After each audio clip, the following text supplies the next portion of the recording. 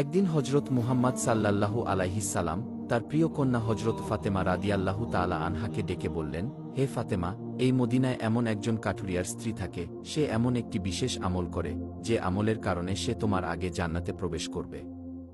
পিতার কাছে এমন কথা শুনে হজরত ফাতেমা রাদিয়াল্লাহু তাআলা আনহা বললেন, আব্বাজান, এটা কিভাবে সম্ভব? আমি জান্নাতের সকল মহিলাদের সর্দারিনী, আমি শেরে খোদা হজরত আলী রাদিয়াল্লাহু তাআলা আনহুর স্ত্রী, আমি জান্নাতি যুবকদের সর্দার হাসান হুসাইনের মা, আমি বিশ্ব নবীর মেয়ে। তাহলে কিভাবে অন্য কোন মহিলা আমার পূর্বে জান্নাতে প্রবেশ করবে? পূর্বে জান্নাতে প্রবেশের আকাঙ্ক্ষা সবারই থাকে, কিন্তু আমার মর্যাদার আগে সে কিভাবে জান্নাতে যেতে পারে? আব্বাজান, দয়া করে আপনি আমাকে সেই কাঠুরিয়ার স্ত্রীর ঠিকানা বলে দিন, আমি স্বচক্ষে দেখে আসতে চাই, সে কি এমন আমল করে যা তাকে এত বড় মর্যাদার অধিকারী করেছে, এবং যে কারণে সে আমার পূর্বে জান্নাতে প্রবেশ করবে। রাসূল সাল্লাল্লাহু আলাইহিস সালাম তখন তাকে বললেন, ফাতেমা, আজকে তুমি বাড়ি ফিরে যাও।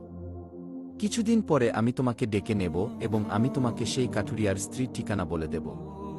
হুজুরে পাক সাল্লাল্লাহু আলাইহিস সালামের এই কথা শোনার পর হজরত ফাতেমা রাদিয়াল্লাহু তাআলা আনহা বাড়ি ফিরে আসলেন। এরপর বেশ কিছুদিন অতিবাহিত হয়ে গেল। এর মধ্যে হঠাৎ একদিন হজরত ফাতেমা রাদিয়াল্লাহু তাআলা আনহা খুব অসুস্থ হয়ে পড়লেন। একে তো তিনি অসুস্থ, অন্যদিকে একাধারে ৩ দিন ধরে তার বাড়িতে কোনো খাবার ছিল না। খাবার না খেয়ে এবং অসুস্থতার কারণে হজরত ফাতেমা রাদিয়াল্লাহু তাআলা আনহা খুবই দুর্বল হয়ে পড়লেন। শেরে খোদা হজরত আলীর কাছে তখন কোনো অর্থ ছিল না, যেটা দিয়ে হজরত আলী কোনো খাবার কিনে আনতে পারত। ৩ দিন অতিবাহিত হওয়ার পর হজরত ফাতেমা রাদিয়াল্লাহু তাআলা আনহা হজরত আলী রাদিয়াল্লাহু তাআলা আনহুর হাতে একটি কাপড় দিয়ে বললেন, হে আমার প্রিয় স্বামী, আপনার নিশ্চয়ই মনে আছে, আব্বাজান আমাদের বিয়ের দিনে এই কাপড়টি আমাকে উপহার হিসেবে দিয়েছিলেন। এটি আমার জন্য খুবই মূল্যবান এবং বরকতপূর্ণ একটি স্মৃতি। আমার মন চাইছে না এটি বিক্রি করে দেই, কিন্তু তারপরেও যেহেতু আমাদের ঘরে ৩ দিন যাবৎ কোনো খাবার নেই, তাই আপনাকে এই কাপড়টি আমি দিচ্ছি। আপনি এটিকে বাজারে নিয়ে গিয়ে বিক্রি করুন এবং সেই অর্থ দিয়ে কিছু খাবার কিনে আনুন। হজরত আলী রাদিয়াল্লাহু তাআলা আনহু হজরত ফাতেমা রাদিয়াল্লাহু তাআলা আনহার কাছ থেকে সেই কাপড়টি নিয়ে বিক্রির উদ্দেশ্যে বাজারের দিকে রওনা হলেন। কিছুক্ষণ পর তিনি বাজারে পৌঁছে কাপড়টি বিক্রির জন্য বিভিন্ন ক্রেতাকে দেখাতে লাগলেন, কিন্তু কাপড়টি অত্যন্ত পুরনো হওয়ায় কেউ সেটি কেনার জন্য আগ্রহ দেখাল না। ফলে হজরত আলী রাদিয়াল্লাহু তাআলা আনহু খুবই নিরাশ হয়ে পড়লেন।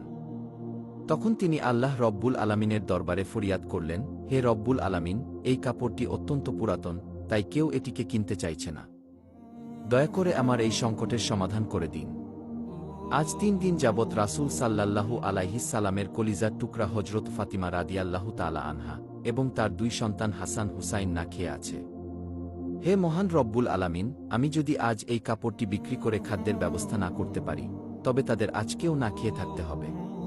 অতএব আপনি দয়া করে এমন কাউকে পাঠান যে এই কাপড়টি কিনবে, যাতে আমি খাবার নিয়ে তাদের কাছে ফিরতে পারি। শেরে খোদা হজরত আলী রাদিয়াল্লাহু তাআলা আনহুর এই দোয়ার পরে একজন ক্রেতা তার নিকটে আগমন করল এবং সে তাকে প্রশ্ন করল, আলী, তুমি কি এই কাপড়টি বিক্রি করতে চাও? হজরত আলী রাদিয়াল্লাহু তাআলা আনহু বললেন, জনাব, আমি তো এই কাপড়টি বিক্রি করার জন্যই বাজারে নিয়ে এসেছি। তখন ক্রেতা বলল, কি পরিমাণ অর্থ দিলে তুমি এই কাপড়টি বিক্রি করবে? শেরে খোদা হজরত আলী রাদিয়াল্লাহু জানতেন এই কাপড়টি অত্যন্ত পুরাতন। এর মূল্য সর্বোচ্চ ১ দিরহাম কিংবা ২ দিরহাম হতে পারে। তাই তিনি কোনো দাম না চেয়ে বললেন, জনাব, আপনার যা মর্জি তাই প্রদান করুন, আমি নিজ থেকে এই কাপড়টির কোনো দাম চাচ্ছি না। তখন সেই ক্রেতা বলল, আমি ৬ দিরহাম দিয়ে এই কাপড়টি ক্রয় করতে চাই, তুমি কি বিক্রি করতে রাজি আছো? হজরত আলী রাদিয়াল্লাহু তাআলা আনহু খুশি মনে রাজি হয়ে গেলেন এবং বললেন, জনাব, আপনি আমাকে ৬ দিরহাম দিয়ে এই কাপড়টি ক্রয় করতে পারেন। এরপর ক্রেতা হজরত আলী রাদিয়াল্লাহু তাআলা আনহুকে ৬ দিরহাম দিলেন এবং হজরত আলী রাদিয়াল্লাহু তাআলা আনহু তাকে সেই কাপড়টি হস্তান্তর করলেন। এদিকে আল্লাহ রব্বুল আলামিনের একদল ফেরেশতা অপর একদল ফেরেশতাকে বলতে লাগল, নবীজি সাল্লাল্লাহু আলাইহিস সালামের সাহাবীরা অত্যন্ত দানশীল, তারা সর্বদা সুখে দুঃখে দান করে যান।